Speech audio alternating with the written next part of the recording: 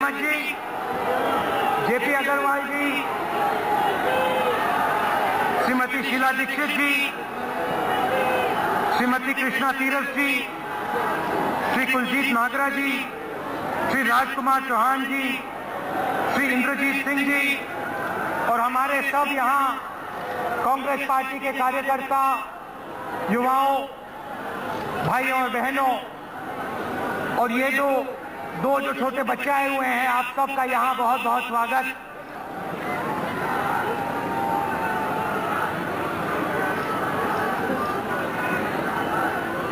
शीला जी यहाँ,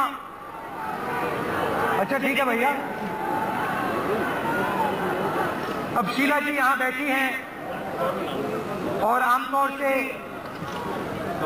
ऐसी बातें सामने नहीं करी जानी चाहिए, मगर मैं इनके सामने कहना चाहता हूं कि पिछले 15 सालों में शीला जी ने, कांग्रेस पार्टी ने दिल्ली को बदल के दिखाया है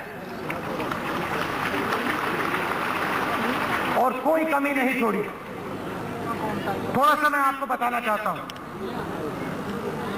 ट्रांसपोर्ट के बारे में। मेट्रो पे आप चलते हो?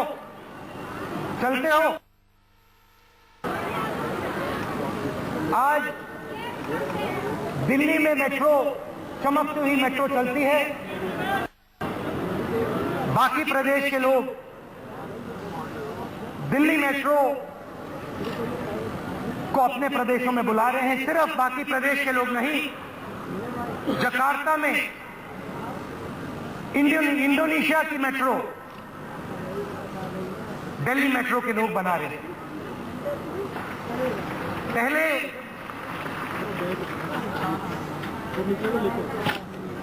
छोटा सा एयरपोर्ट हुआ करता था, यूपीए सरकार ने दिल्ली में चमकता हुआ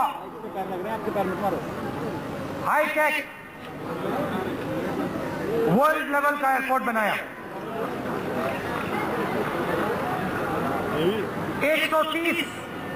130 फ्लाईओवर और ओवर ब्रिजेस और बसेस को दुगना कर दिया। पूरा ट्रांसपोर्ट इंफ्रास्ट्रक्चर जो था दिल्ली का, उसमें क्रांतिकारी काम कर बदलाव लाई। सही बात है, गलत है? आपको फायदा लगा? पता लगा आपको? वही काम शिक्षा में और वही काम बिजली में। जो पहले पावर कट होती है, तो गहराई से काम किया गया है। दिल्ली को एजुकेशनल हब बनाया है। 5 नई यूनिवर्सिटी और 50,000 नई सीटें दिल्ली में आई। युवाओं को फायदा हुआ है। और सबसे जरूरी बात, जो बाहर से लोग आते हैं, जो माइग्रेंट्स आते हैं, उनका हाथ पकड़ के उनको एक साथ लेकर हम आगे बढ़ते हैं। 1500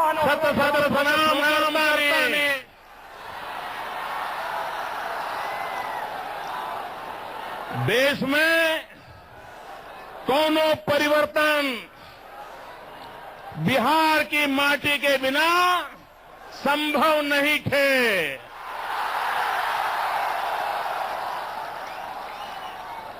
भारत के जे स्वर्णिम इतिहास बा, वो पूरा के पूरा बिहार के इतिहास बा।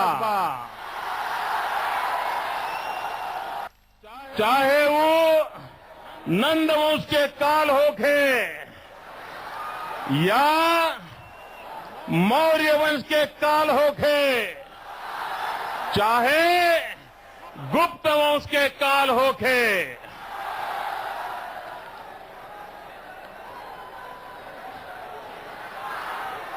बिहार ई भूमि हुई जहां सूर्य देव के हर रूप में पूजा हो गई।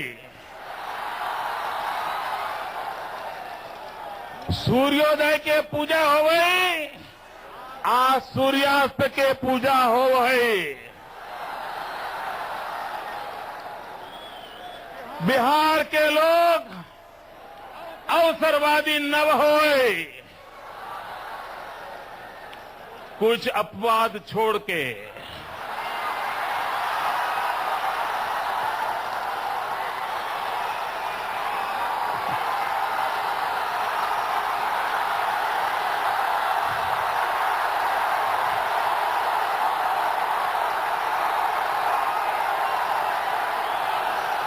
मैं जानता हूं आप क्या सुनना चाहते हो।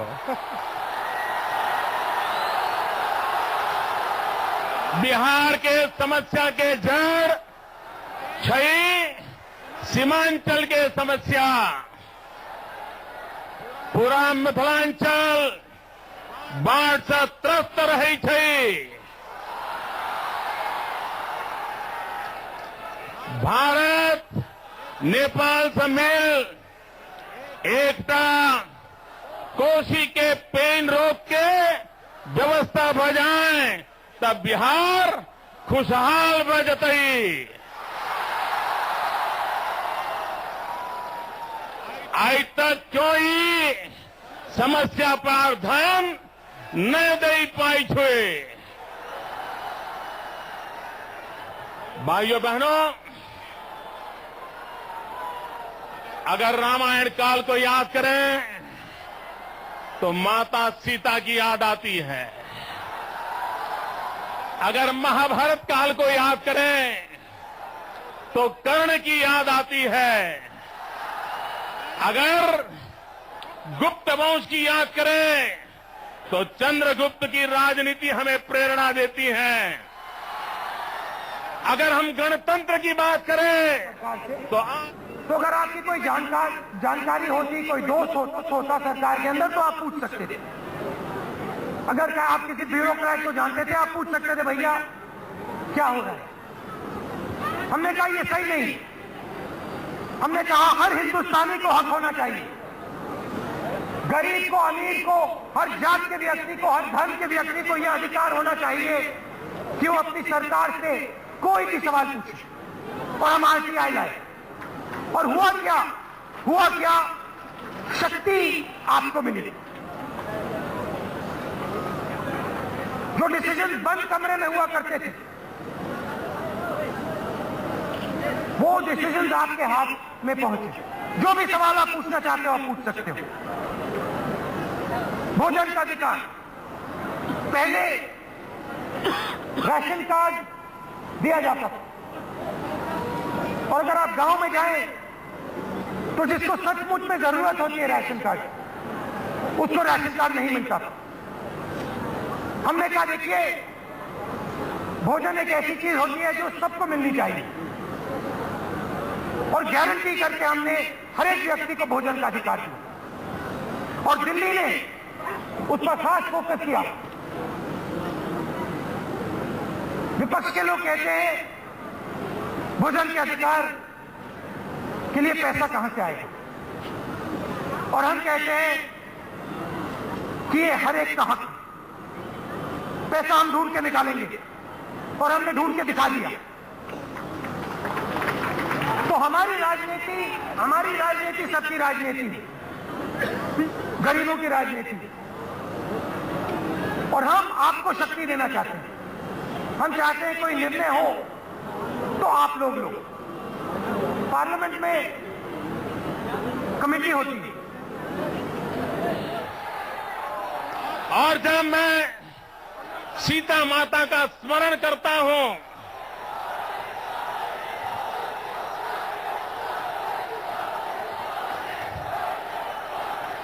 जब मैं सीता माता का स्मरण करता हूं, जब सीता माता का अपहरण हुआ तो सारे वानर सीता माता को खोजने के लिए निकले। सारे वानर सीता माता को खोजने के लिए चले, लेकिन उनको कोई रास्ता नहीं सूझता था। कैसे जाए, कहां पहुंचे, सीता माता को कैसे खोजें, तब सभी वानर उधेड़बुन में थे।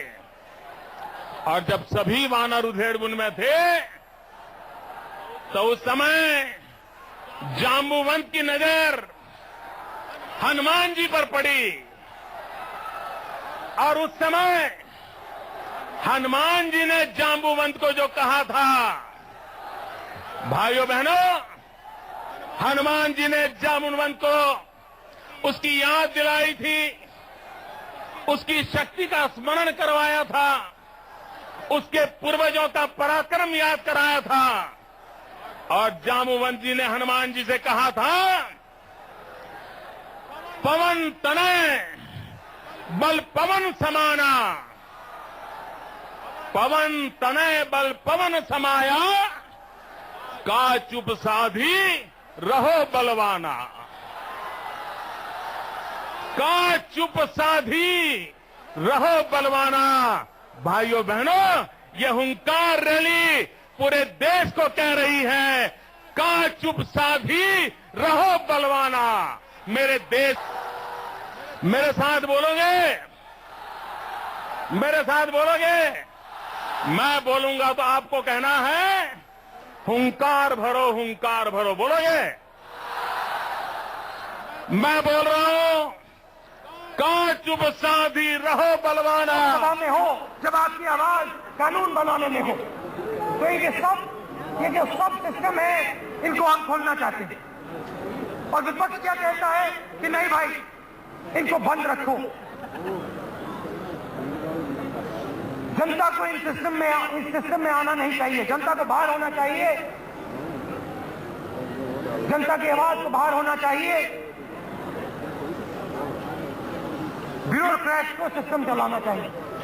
और हम कहते नहीं भैया, सिस्टम चलेगा तो आम आदमी चलाएगा, कानून बनेगा तो आम आदमी के लिए बनेगा। और जो भी हमारे कानून हैं, आप देख लीजिए, चाहे शिक्षा का हो, स्वास्थ्य का हो, जो भी हमारे कानून हैं वो आम आदमी के कानून हैं।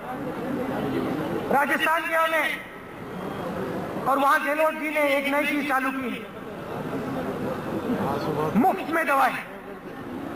आप राजस्थान जाइए, किसी भी अस्पताल में चले जाइए, और सरकार आपको मुफ्त में गारंटी करके दवाई देती। क्यों देती? क्योंकि सच्चाई ये है कि जब आप गरीबी को देखें, गरीबी को अगर आप समझें और उसकी गहराई में जाएं, तो गरीबी का सबसे बड़ा कारण बीमारी, स्वास्थ्य। जो मजदूर होता है, रोज वो काम करता है, 2 दिन में बीमार हो जाता है, जो उसके पैसे बनते हैं वो दवाई में डाल देता है। हम इन बातों को सुनते हैं और समझते हैं। ये जो प्रोग्राम निकले हैं, नारेगा निकला है, भोजन का अधिकार निकला है, ये हमने ऊपर से नहीं बनाए हैं, ये आपकी आवाज सुनकर बनाए गए हैं। आपके पास हम आए, महिलाओं के पास आए, आपसे पूछा भैया क्या चाहिए आपको, और आपने हमें बताया कि देखिए, स्वास्थ्य में दवाइयों की मुश्किल होती है, रोजगार की मुश्किल होती है, शिक्षा की मुश्किल होती है। फिर हम आपसे पूछते भैया समझाइए कैसे होती है? इन जगह होती है। भाइयों बहनों, यहां पर हमारे मित्र मुख्यमंत्री है।